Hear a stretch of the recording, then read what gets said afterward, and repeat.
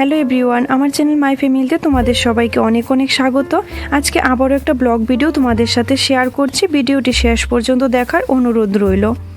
তো আমরা সকাল সকাল ঘুম থেকে উঠে রেডি হয়ে বের হয়ে গেছি। আমরা যাচ্ছি সাবরুম বিলোনিয়া। তো আমরা কোথায় কোথায় যাব, কি কি দেখব, কোথায় নাইট স্টে করব, পুরোটাই জানতে পারবে। ভিডিওটি দেখতে থাকো। আমরা তিনজনে যাচ্ছি, আমি, আমার হাজব্যান্ড আর আমার একটা ভাই। তো এখন প্রায় উদয়পুরের কাছাকাছি চলে এসেছি। আর এখন এই দোকানটিতে ব্রেকফাস্ট সেরে নেব, তারপর আবারও রওনা দেব সাবরুমের উদ্দেশ্যে।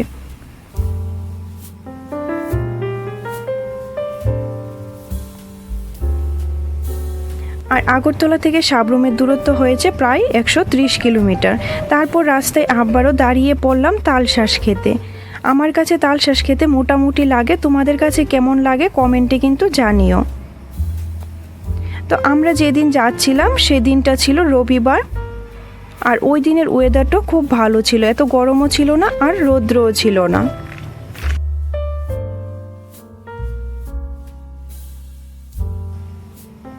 তো ওয়েদারের কথা বলতে বলতে শুরু হয়ে গেল বৃষ্টি। আর এখানে রাস্তার পাশে সুন্দর একটি ঘর বানানো ছিল, এখানেই আমরা বসে বৃষ্টি কমার অপেক্ষা করছিলাম।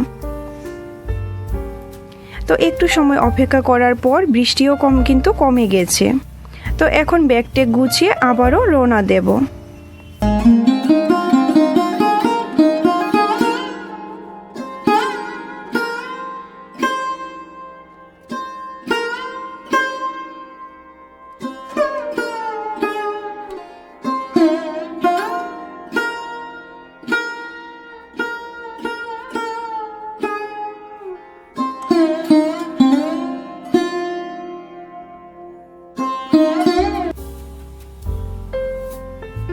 আর এটা হলো বাইখরা বাজার, এখান থেকে সাবরুম আরও 41 কিলোমিটার।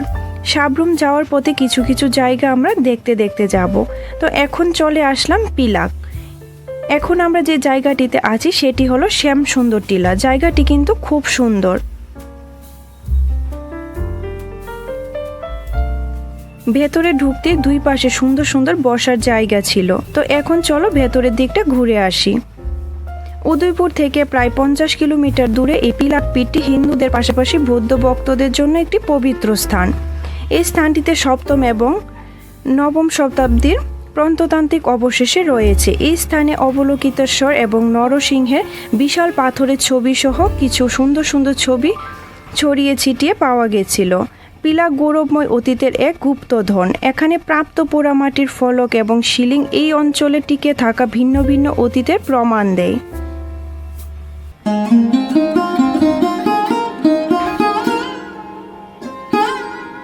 এখন আমরা চলে যাচ্ছি একটু সামনেই প্রাচীন টিলা পূজা খোলার সামনে।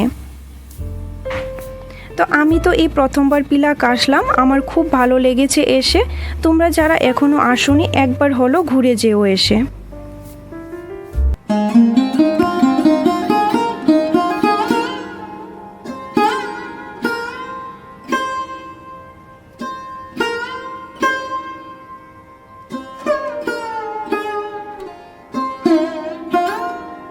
এখন আমরা চলে এসেছি ঠাকুরানী টিলা পশ্চিম পিলাক। তোমরা এখানে আসলে জানতে পারবে এখানে কি কি আছে। এখানে একটি মিউজিয়ামও আছে। মিউজিয়ামের ভেতরে ক্যামেরা নিয়ে যাওয়া নিষেধ, তাই তোমাদের দেখাতে পারিনি। খুব সুন্দর করে সাজানো গোছানো ভিতরটা।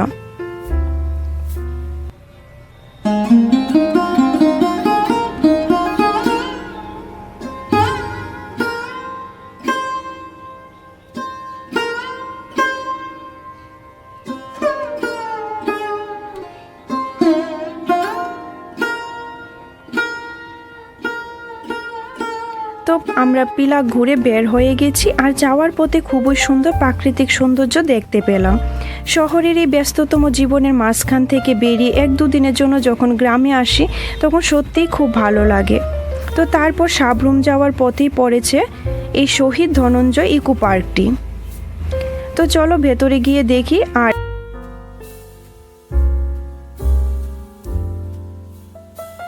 হয়েছে টিকিট কাউন্টার পার পারসন 20 টাকা করে নিয়েছিল। আর মঙ্গলবার বন্ধ থাকে, আর সকাল 9টা থেকে 5টা পর্যন্ত খোলা থাকে। এই পার্কটি কিন্তু দেখতে খুবই সুন্দর, প্রাকৃতিক সৌন্দর্যে পরিপূর্ণ। ধনঞ্জয় ত্রিপুরা স্মৃতি ইকো পার্ক হলো ত্রিপুরার বৃহত্তম পার্কগুলির মধ্যে একটি। আগরতলা থেকে ধনঞ্জয় ত্রিপুরা স্মৃতি ইকো পার্কের দূরত্ব প্রায় 103 কিলোমিটার। পার্কের ভেতরে নির্মাণ করা হয়েছে ধনঞ্জয় ত্রিপুরা স্মৃতিসৌধ। এই পার্কের বিস্তীর্ণ এলাকা জুড়ে ফুল বাগানের অপরূপ দৃশ্য। আর এখানে বাচ্চাদের জন্য রয়েছে একটি খেলার জায়গা। ধনঞ্জয় ত্রিপুরা স্মৃতি ইকো পার্ক একটি মেমোরিয়াল পার্ক। এটি শহর থেকে অনেক দূরে সময় কাটানোর জন্য একটি খুব শান্ত ও শান্তিপূর্ণ জায়গা। যারা এখনো আসোনি একবার হলো এসো, তোমাদের খুবই ভালো লাগবে।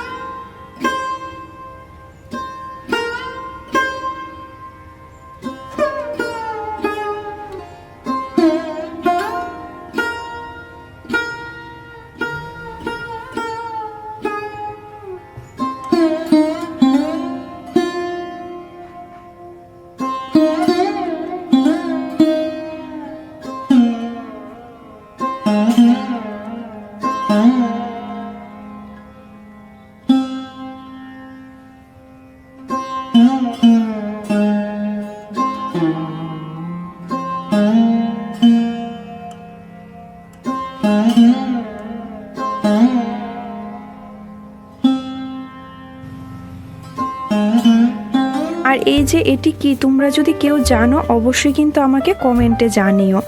আর পার্কে এসছি, একটু দোলনা না চললে কি হয়, তাই একটু দোলনাও চলে নিলাম। আর পুরো পার্কটি কিন্তু খুব সুন্দর, দেখার মতো।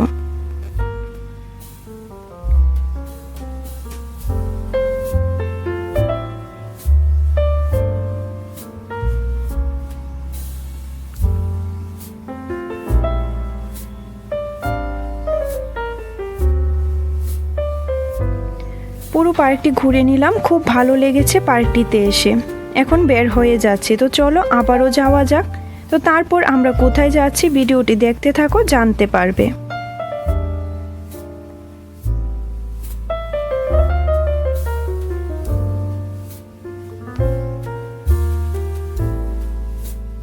আর এটা হচ্ছে কলাছড়া বাজার। এখান থেকে সাবরুমের দূরত্ব 20 কিলোমিটার। আর সামনে যে এই রাস্তাটি ধরে চলে যাব মনোবনকুল দেখতে। আর তার আগে এই রাস্তার পাশে একটি হোটেল আছে, এখানে দুপুরে লাঞ্চটা সেরে নেব। আর এই হোটেলটির নাম হয়েছে দাওয়াত হোটেল অ্যান্ড রেস্টুরেন্ট। এখানে খাওয়া দাওয়া আমার কাছে মোটামুটি লেগেছে। তো আমরা অর্ডার করেছিলাম চিকেন থালি। চিকেন থালিতে ছিল বাসমতি চাল, মিক্স ভেজ, চিকেন আর স্যালাড। আর প্রাইসও খুব কম ছিল। তো খাওয়া দাওয়া সেরে নিলাম। তো এখন চলে যাব মনোবনকুল এই রাস্তাটি দিয়ে। আর এটা হয়েছে শর্টকাট রাস্তা। এই রাস্তাটা দিয়ে গেলে সময় আরও কম লাগবে। এই রাস্তাটা দিয়ে নেমেই রয়েছে একটা কালী মন্দির। কালী মন্দিরের পাশের রাস্তাটা দিয়ে সোজা যেতে হবে। যেহেতু আমরা এদিকে রাস্তা চিনি না, তাই গুগল ম্যাপ দেখে দেখে গিয়েছিলাম।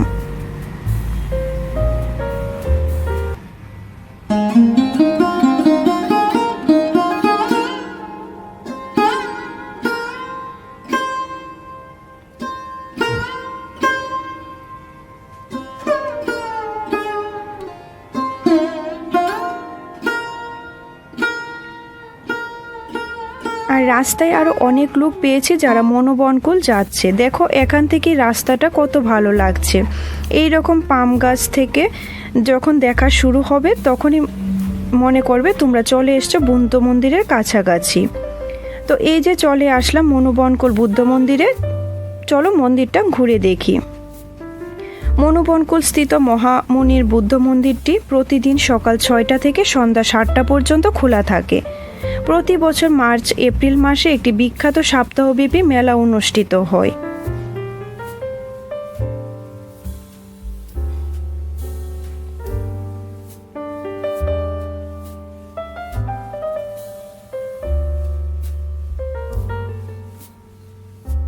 আর এই যে সেই ভাইরাল জায়গা, দেখো কতটা ভিড় লেগে রয়েছে, দেখে মনে হচ্ছে যেমন কোনো মেলা। আর রাস্তার পাশে কিন্তু প্রচুর ছোট ছোট দোকানও ছিল। জায়গাটি খুবই সুন্দর, যারা এখনো আসোনি তাড়াতাড়ি ভিজিট করতে চলে আসো।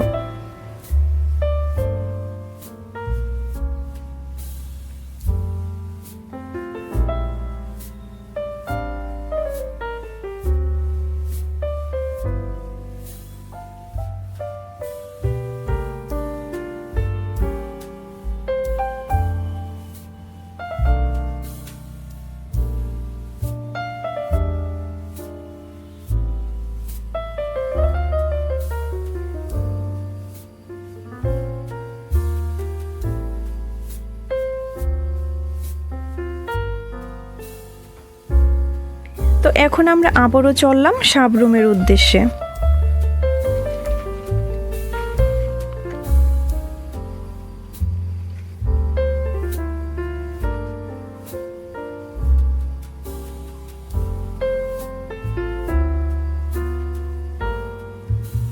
আর এই সাবরুম যাওয়ার রাস্তায় পড়েছে অনেকটা উপরে উঠে এই মন্দিরটি। আর এই মন্দির থেকে ভিউটা খুব সুন্দর লাগে। দেখো মন্দিরের চারপাশটা কতটা সুন্দর।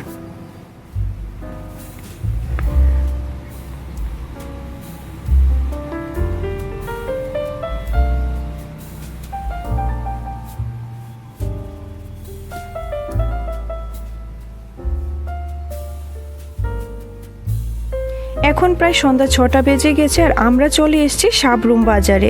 এখন চলে যাব সোজা হোটেলে। আর হোটেলটি হয়েছে সাবরুম বাজারে ইউবিআই ব্যাংকের ঠিক উল্টো পাশে রাজলক্ষ্মী গেস্ট হাউস। তো গেস্ট হাউসটা কেমন ছিল, পরদিন আমরা কোথায় কোথায় গিয়েছিলাম পুরোটাই দেখতে পারবে আমার নেক্সট ভিডিওতে। দেখা হচ্ছে আবারও নেক্সট ভিডিওর সাথে। আর কেমন লেগেছে অবশ্যই কিন্তু কমেন্টে জানিও। Thank you.